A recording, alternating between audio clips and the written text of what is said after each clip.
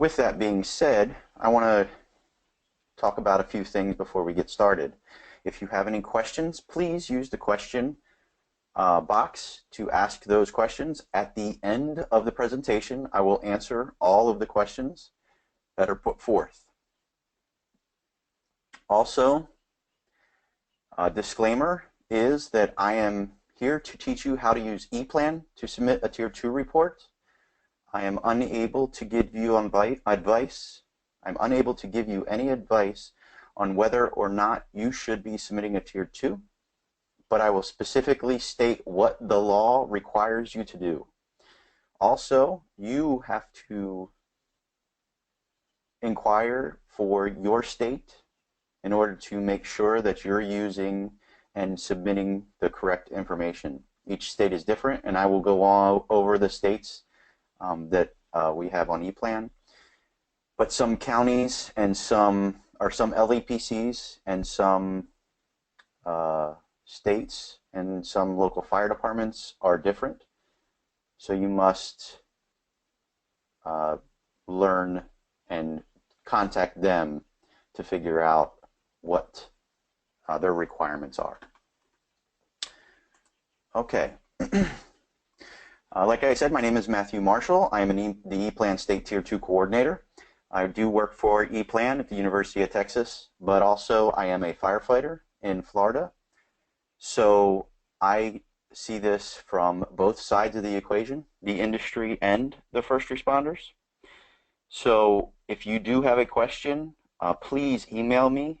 That is the best way to get in touch with me at this time. We are taking multiple calls and things. So if you email me, and then I can call you back if need be, or maybe I can just answer the question over email. My contact information will be at the end of the presentation. Also, we have a YouTube channel that will have all the videos that we have done so far, all the webinars. There's a total of 5 so far. This is number 6, and we do have one more next week, which would be number 7. The videos will be on YouTube under the ePlan YouTube channel, and I will show you where you can access that. So let's begin. The first thing is the law. The law is 40 CFR 370.10, and this is who must comply with chemical reporting. And what it says is you must comply if OSHA requires your facility to prepare or have available MSDS, or now SDS, for a hazardous chemical, and if either of the following conditions are met.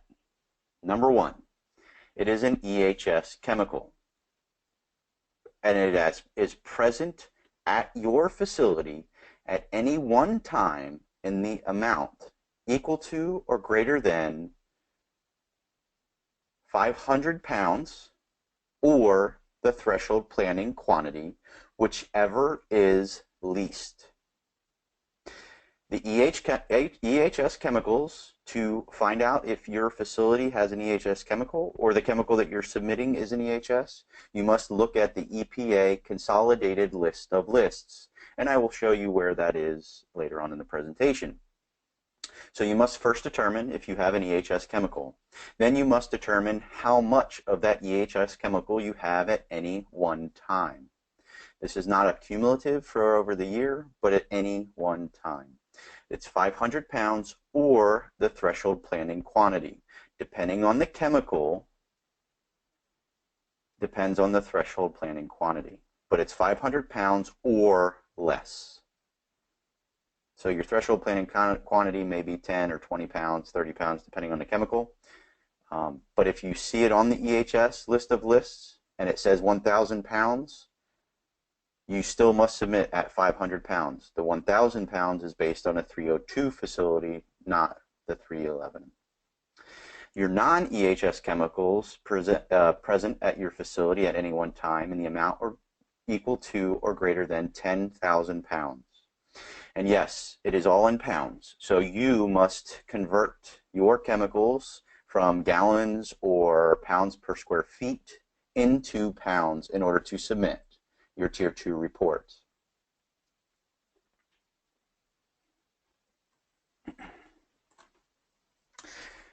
The website that you can go to is erplan.net. In erplan.net, this is where you will find the Emergency Response Information System. And as you can see, we have two login pages, the first responder and the online Tier 2 e-submitter. That is you. So you will log in on the green side. But before we get to there, on the left-hand side on erplan.net, and it's actually one link below the disasterassistant.gov on the left-hand side, this is where the consolidated list of lists link is if you would need it. So erplan.net, click on the login page. When I click on the login page, I come into my Tier 2 reporting system. Under the important notes, let's talk about that. If you'd like to sign up for the next one, the next webinar, you can use the Register Now button to sign up for the 22nd. Obviously, today is the 13th. Under that, completed Tier 2 forms need to be reported for 2016 by March 1st at 11:59 p.m. on 2017.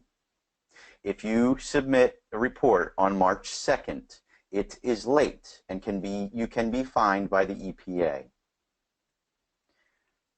All right. Number 3, for reporting year 2016, we have instituted an administrative charge for organizations that use ePlan. Now, there are certain states that the administrative charge is paid for by the state, like Montana and South Carolina.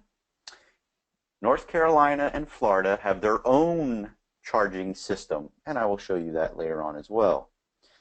But the other states, such as Alabama, who is accepting ePlan, Georgia, Mississippi, New York, and Tennessee, and several counties in Virginia, there is a $25 per facility fee.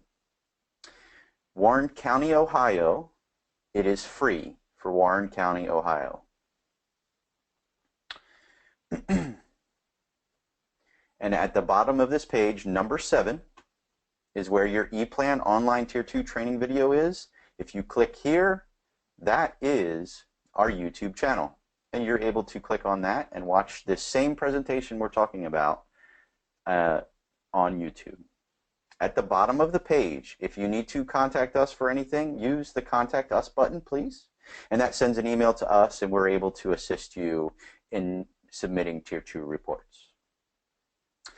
So, as we move forward, you are going to need an Access ID. If your company has submitted Tier 2 reports in the past, and this is your first time, please use the Contact Us button to gather your Access ID information. If you have submitted Tier 2 reports before, but forget your ID, please click the Forget Access ID. It will ask you a question on your email address, and we will send you that Access ID. If you have never submitted a Tier 2 report, and you have not submitted an electronic report to Alabama, and you've not submitted a report, this is the time and the only time that you use created an account. If you create an account, that is for facilities that have never submitted a Tier 2 report before. If you don't know if your company has submitted a Tier 2 report, use the Contact Us button, and we can assist you in figuring out if your facility is already in ePlan. At the same time, if you have multiple Access ID numbers and would like them combined under one Access ID, please send us an email with your Access IDs, and we can combine them under one Access ID number. That will not occur until after the March 1st deadline, because we are too busy helping with people filing their Tier 2 reports. If you have any further questions on that, please do not hesitate to ask questions.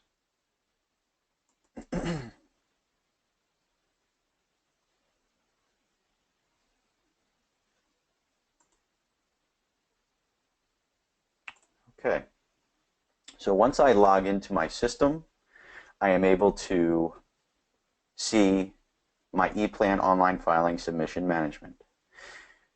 At this time, you can see enter new data, retrieve old data. I have currently filed years of 2015, 14, 13, 12, 11, and 10.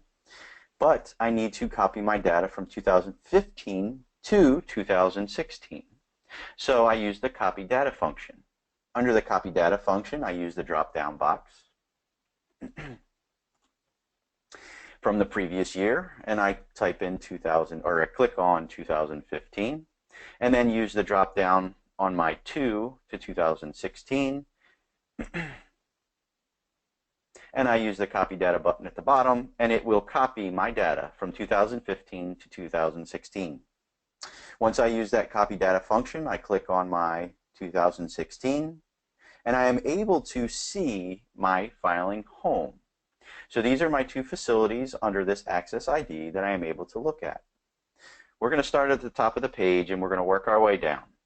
At the top of the page, if you have multiple facilities that you would like to look at,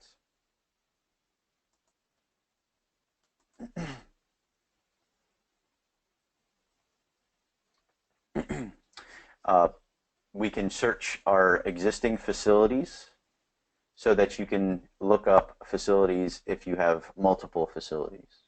That is new this year.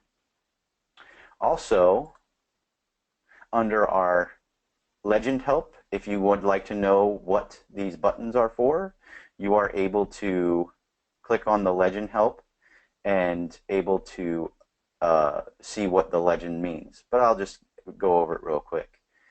This is our button to edit our information for our facility, delete the facility, add a chemical, or add a contact.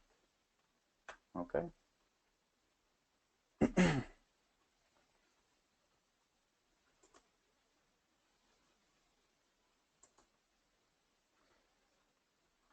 All right. Now, on the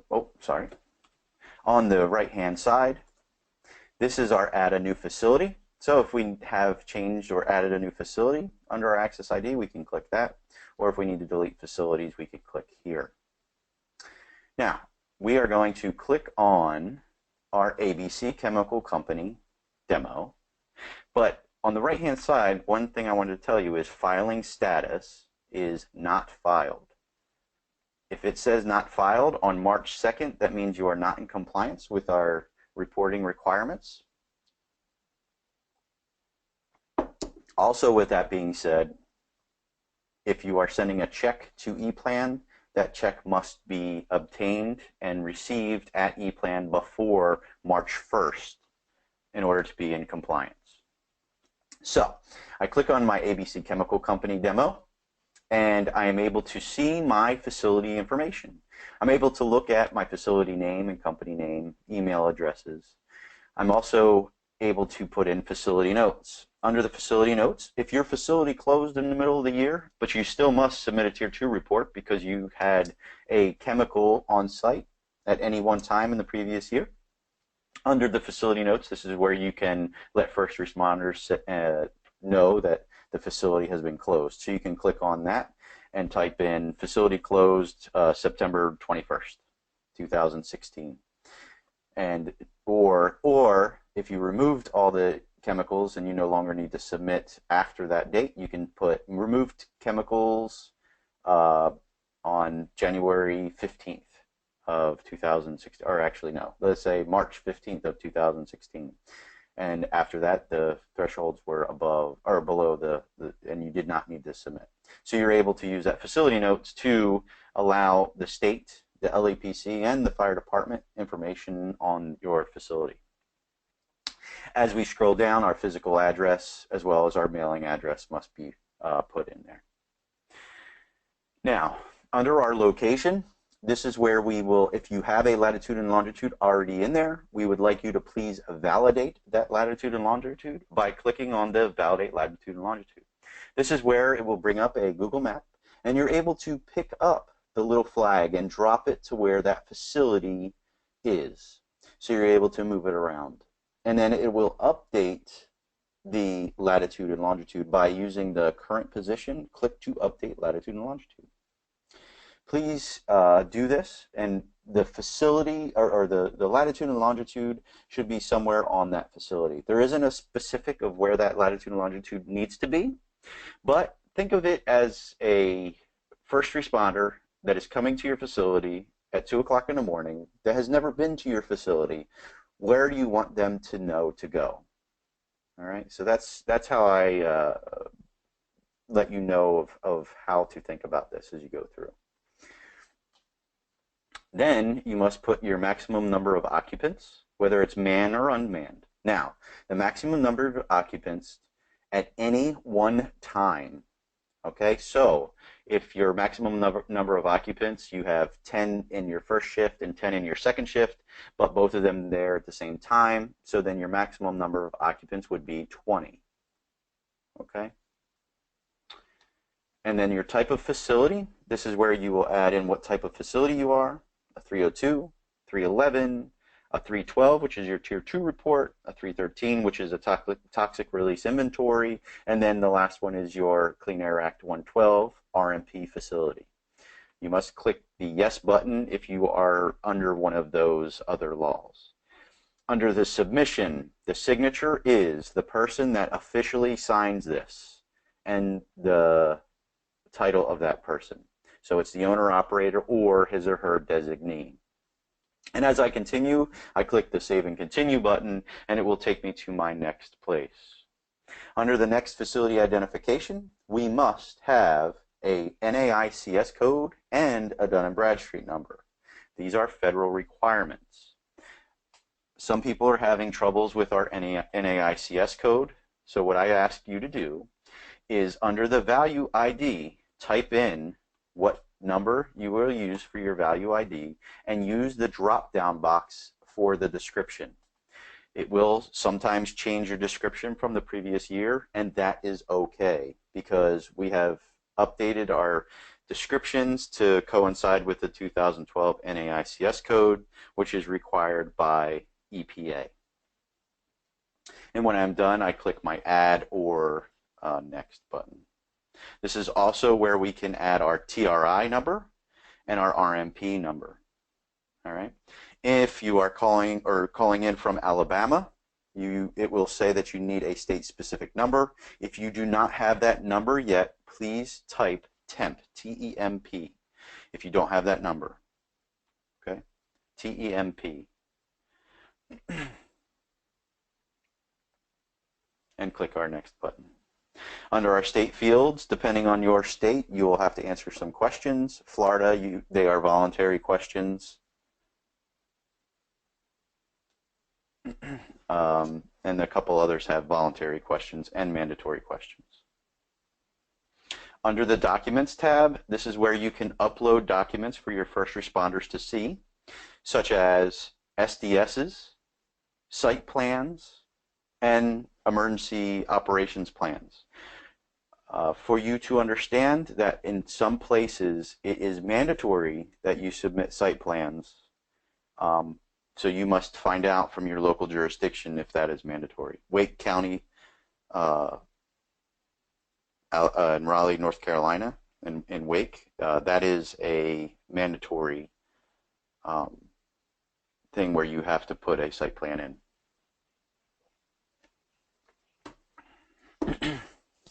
Next, it'll take us to an Add or Edit a Contact. This is our Add a Contact button, and you will have to put in a title, last name, first name, and so on. As our contacts, we must have at least 3 contacts for a Tier 2 report. The owner-operator, emergency contact with a 24-hour contact number, 2 phone numbers, and the Tier 2 information contact. These are a must. We must have these. If you are a 302 facility, you also must have an emergency facility emergency coordinator. So you must have 4. The federal requirements require 3. Remember that your emergency contact must answer the phone 24 hours a day, 7 days a week, 365 days a year. And that person must be competent and confident and understand the processes and the chemicals that are on site. That is what the law states. So when I add my 24-hour number, and my mobile cell number as well. Under this, you can also take that contact and attach them to other facilities if you would like to. As we move forward, I'm going to take you to the chemical list. And this is where we can edit information on our chemicals. So I'm going to go through this. All right. Our chemical details, we must have a CAS number. All right. And if your chemical does not have CAS numbers, please put in zeros. Under the chemical name, you must type in a chemical name. If it is batteries, your CAS number will be zeros. Your chemical name will be batteries. And then you move to the mixture and add the mixture components of your batteries. It will automatically check your EHS if you meet the threshold under the list of lists for your EHSs. You must put how many days on site, and last year was 366 days, not 365. Our physical state, this one is chlorine, so we'll say pure, it's a liquid and a gas, and the hazards are sudden release pressure, and they're reactive. Health effects of acute and chronic. Under quantity, this is where we will put the maximum daily amount in pounds at any one time. That means you get a shipment of chlorine in a rail car that is 120 tons or 60 tons or 90 tons. You must put, if it's 90 tons, you must put 180,000 pounds, if that's the maximum, if you don't have any other on site. Then you must create the average daily amounts. Sometimes, if it is an anhydrous ammonia facility for refrigeration, your average is the same as your maximum because you don't lose it or use it. But other times that you may fluctuate between amounts. So create the best average daily amount that you can. And you can also add in the maximum amount in largest container if you would like. Now, you are able to submit below reporting thresholds. So if you have ethyl methyl death at your facility and you would like the firefighters to know, hey, you know what? We only have a gallon of this, so it'd be 6 pounds, and I don't have to report it, but I think they should know. Then you can report it also. This checkbox will automatically check if it's below the threshold based on the information from the list of lists. You can also click on the consolidated list of lists here in blue if you would like to open that up as well. As I move on, when I save and continue, this is my storage locations. Under my storage locations, I'm able to put in how it's stored. So if I'm doing a battery, I click on battery. But on this one, this is in cylinders. So this is chlorine and it's in cylinders. My next is the pressure, so it's above a greater than ambient pressure. And then it's going to be ambient temperature. So you can tell first responders if it's ambient, if it's greater, less than, or it's cryogenic.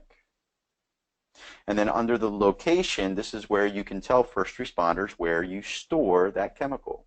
So one of the examples I give is for batteries at a retail store or a warehouse, where you put 2 different locations, because the first location is your charging stations, which you'll have multiple batteries at charging. And then the second location, when I add a second location, that will be, say, forklifts or any other places that it may be throughout the whole facility. So you can put the maximum amount at that location. So the storage, you're going to have 5 batteries. They each weigh 5,000 pounds. So you're going to put 25,000 pounds at your charging station. And then the next one, you're going to put, it's 10 forklifts. It's throughout, location would be throughout the entire facility. On forklifts, and you'll put 50,000 pounds there. So you're able to add that information in multiple locations. Under our mixtures, this is where you would go to your SDS to get your percentages, and you'll add your mixtures in, your CAS number, and then the component, and then your physical state, maximum amount at that of that chemical, and then the percentage. As you can see, I used chlorine, and it's at 10% by volume, and then sodium thiophosphate is 90% by volume. And you can see that on here. Now, at this point, I have checked my facility information, I have checked my contact information, and I've checked my chemicals, and now I'm going to validate the record. As you can see at the top, next to documents, you have validate record. So I'm going to click validate record, and it takes me to my submission report. And as you can see, I'm not ready because it says there is an error. And it says my NAICS code is wrong. So with that being said, this is what we're getting right here. The entered description for NAICS code differs from the official description in NAICS 2012. Entered description is firefighter training school. Official description is other technical and trade schools. So I must change it. I click on my edit, blue, takes me to my NAICS code. I edit that, and then I validate it again. And once I validate it again, I come back and it says I have passed all my checks. At this point, I will upload data to ePlan. When I upload my data to ePlan, as you can see, my ABC Chemical Company is not past the validation. But my second facility has passed. So in my reporting emails, I can put multiple emails in here, which will send an email to those people that this Tier 2 report has been filed. I check the box next to the facility, and I click Submit. When I click Submit, it will take me to my payment page for ePlan. The payment page is not for Florida, not for North Carolina, not for South Carolina, and not for Montana, but all other states, and not for Warren County, Ohio. But all other states, you will have to submit payment for the filing year to ePlan. And you can check credit card or check or money order. At this time, your check or money orders, unless you overnight them, it's going to be tough to get it in by March 1st. Okay. When I submit my information, it'll take me to my invoice, and I am able to pay by credit card or download the invoice. At this time, I will take questions. Here's my contact information. I will go through the questions and answer them, and then I will go actually to the ePlan website, and we'll be able to go through a facility in North Carolina so you can see the payment page for North Carolina. Okay.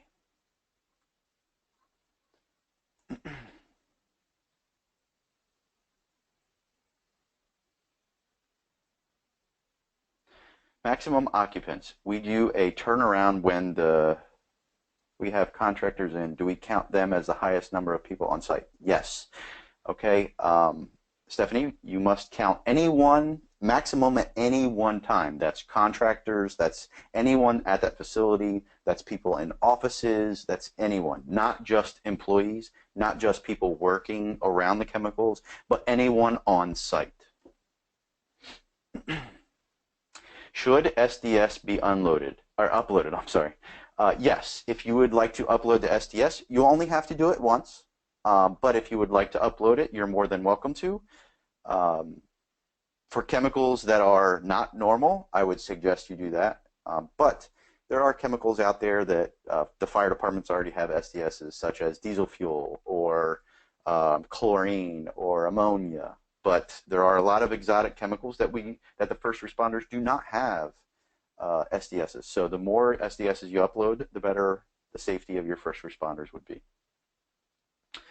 Listing mixture components. Must all components be listed in order to be 100%? For example, do we list all components of batteries, including plastic case and water? That depends on how you want to submit. ePlan does not make it add up to 100%.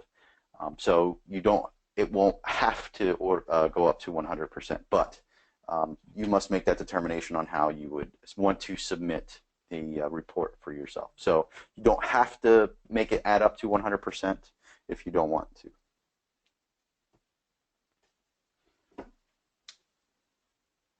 after it's been validated is required to be signed by the responsible official prior to upload. The signature page that you type in that official person. Now, with that being said, once it's done and you are able to print it out, I would have your responsible official sign it and keep it on site in case anyone ever does a site visit, such as EPA or your local fire department. But that is not required to send in.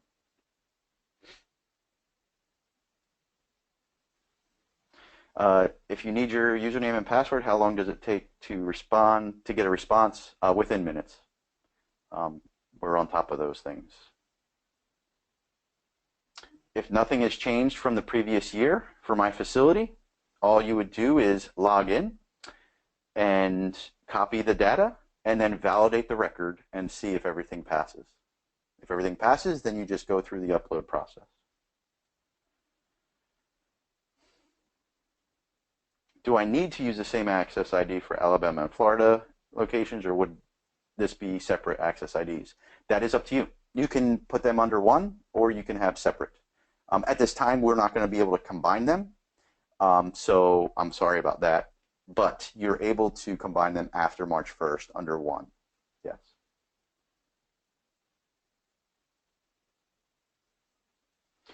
SDS, it's not STS. SDS is Safety Data Sheet. How does payment in Florida work? I will show you that here in a few minutes. Payment for North Carolina, I'll show you that in a few minutes. Yes, Florida, you are able to pay by credit card online, and they accept all major credit cards. North Carolina, you must pay online with a check or credit card.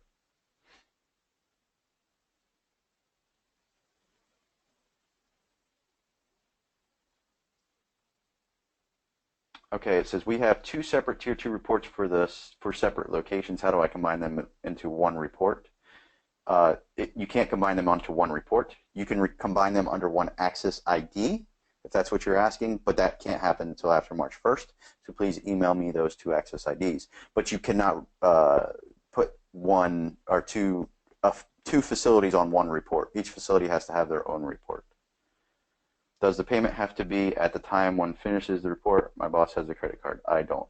No, you can come back in and I'll show you that, where you can come back in and do it. I will not send the slides for this presentation out, but the video will be on YouTube. Should risk management plans be uploaded? If you would like to upload them, you're more than welcome to. You don't have to, but depending on your local jurisdiction as well.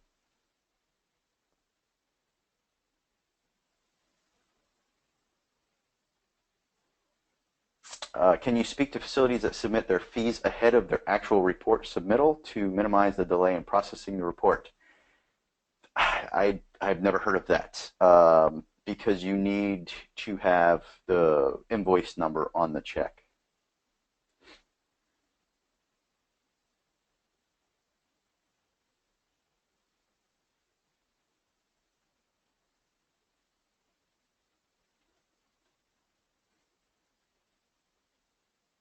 Okay, this is asking a question. Carl Jacobson, you're asking a question on whether or not you should submit a Tier 2 report.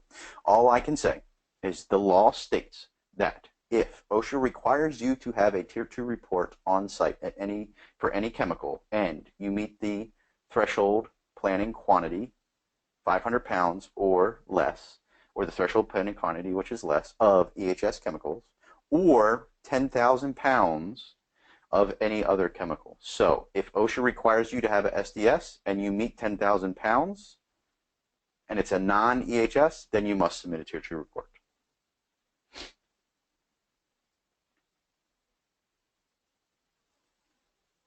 For consultants preparing a Tier 2 report for a facility, do we need to contact you to obtain their access ID if the facility has reported before? If you are a consultant and are doing work for a facility that has reported, you must have that facility give you the access ID as a consultant, or have the facility email us that says that you are allowed to have that information.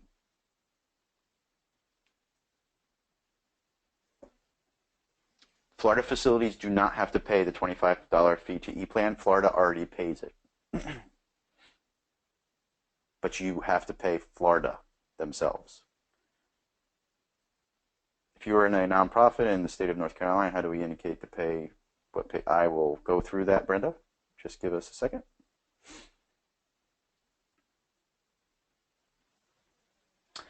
If chemical MSDSs have been previously uploaded for prior years, am I required to replace with SDSs? If anything has changed, it says you must replace them. That's what the law says. So if it's changed, if the MSDS is different than the SDS, then you must submit. Alabama payment requirements is a $25 fee to ePlan, not to the state of Alabama. That is to ePlan.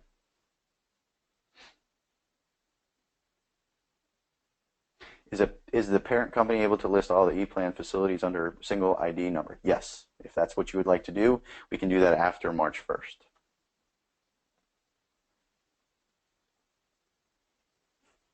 If a new chemical is added to our warehouse during the year, at what point does that have to be submitted to SARA reporting?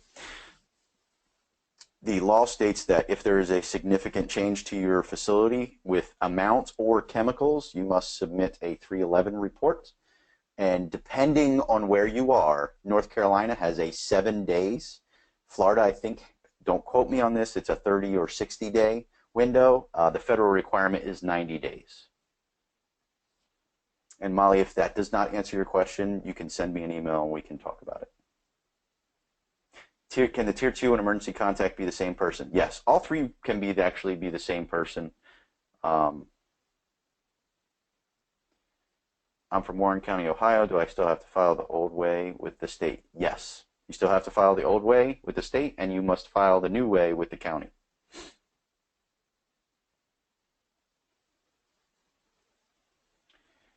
Our parent company changed the name of our facility. The parent company, you just changed the name of the facility.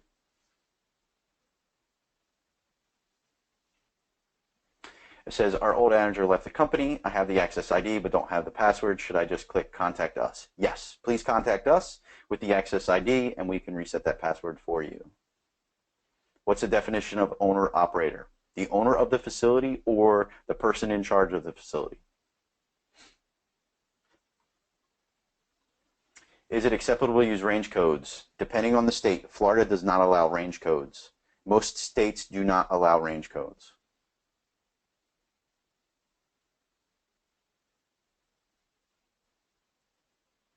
In North Carolina, after you submit online, do you need to submit to local FD as well, or does the online submission take care of that? You must contact that fire department to find out how they want to receive their information. What does EHS stand for? Extremely hazardous substance, and it's on the consolidated list of lists put out by EPA. My first time submitting, please use the Contact Us button at the bottom of the erplan.net page with your facility information and an email address from your company, and we will assist you with getting your access ID. I mix chemicals. Do I submit mixed quantities as are mixed coatings in chemical name list? Kyle, I'm sorry, I can't answer that. All I can say is if you have chemicals on site at any one time, you must submit a report. And they meet the threshold.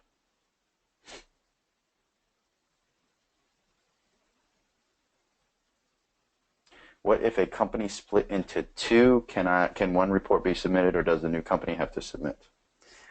I don't understand that question. Please contact me after so we can talk about that. How do you normally see lead acid batteries reported? I see it all different ways. It depends on how you want to submit that report. I've seen it where it's batteries and mixture of acid and then lead.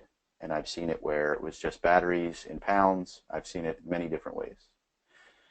Once a report is submitted by the deadline, can a facility edit the online report throughout the year? Is the intent to show what's actually on site right now or what was on the site last year? The intent is what was on site last year. unless you have a major change in chemicals, and then it becomes a 311 report. And you can look that up under EPA's 311, and it'll tell you when you have to change that. Do I still download Tier 2 Submit? You don't have to download Tier 2 Submit. Payments for Texas. Texas does not use ePlan for submitting Tier 2 reports. Okay, that's all the questions I have at this point. So what I will do now is go onto the website under my submission home. So once I log in to my facility, they logged me out. That's not good.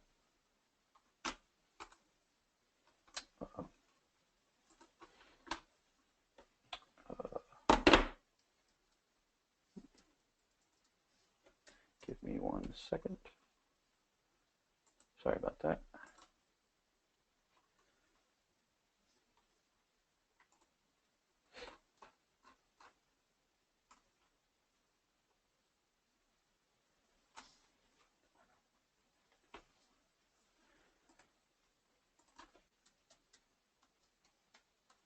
I will use this, and I will log in, my password.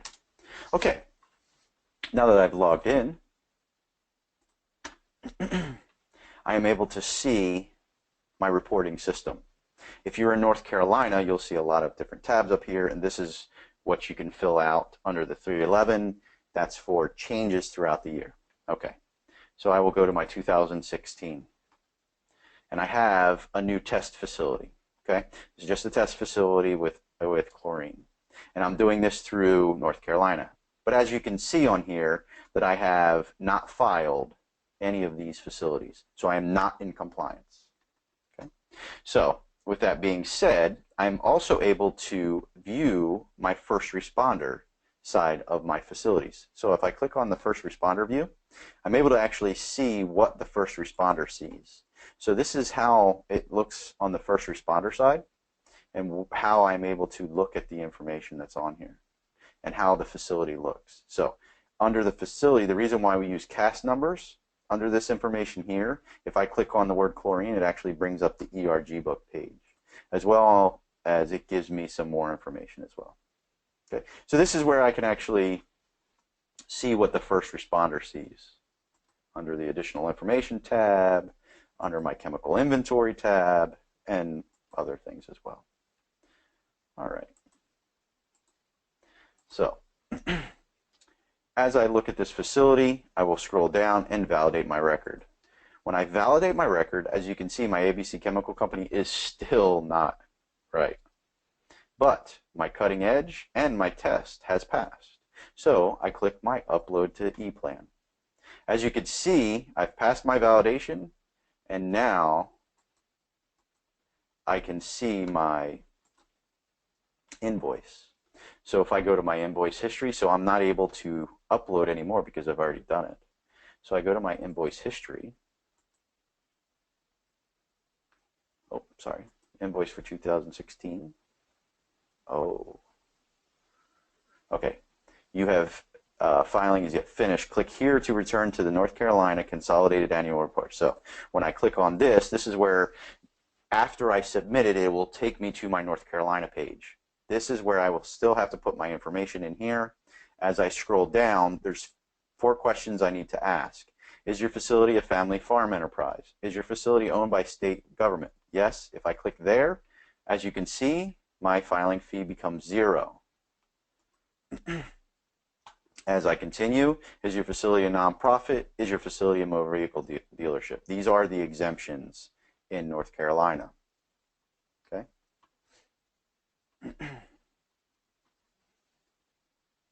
Let me make sure that you can see this. Oh, you're not seeing this. I'm sorry. I'm so sorry.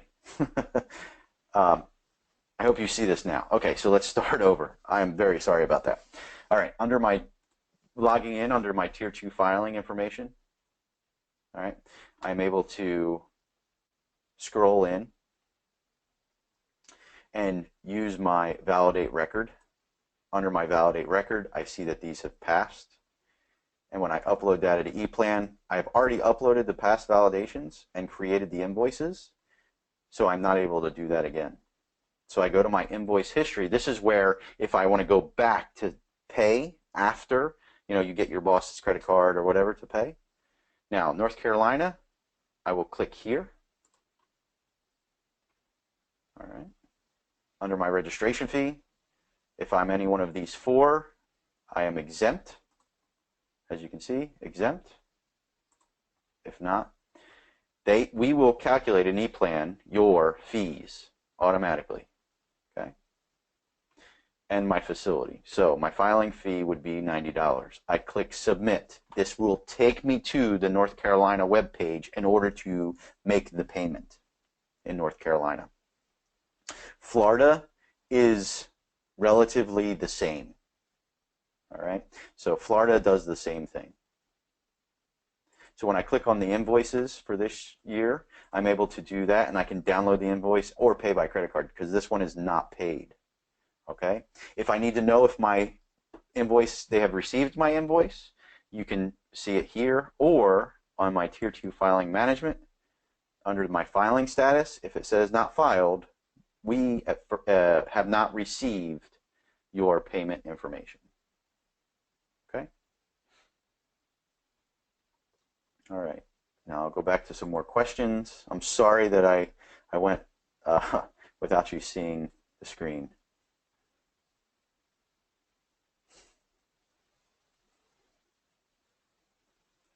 I'm so sorry about that. Thank you for letting me know.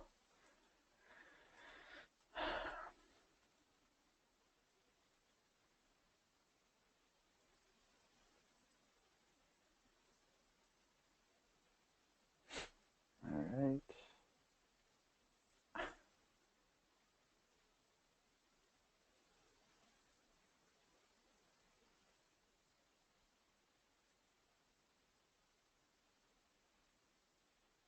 All right. You said Texas does not use ePlan to submit, but your example is showing UT Dallas. Okay, UT Dallas owns ePlan, but Texas does not use ePlan to submit. Adding, changing facility contact names and numbers. I can't seem to add more than 2. Add button seems to have disappeared. So if I want to add a contact, I can click on here, add my role, my billing person, continue. I type in my title.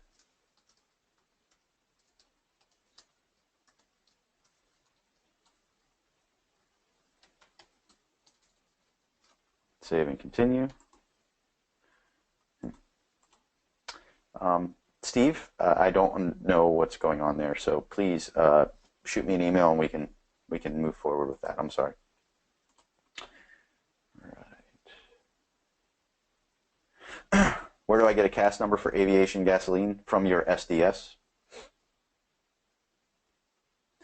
Georgia is only $25 fee per facility. That is correct. Okay.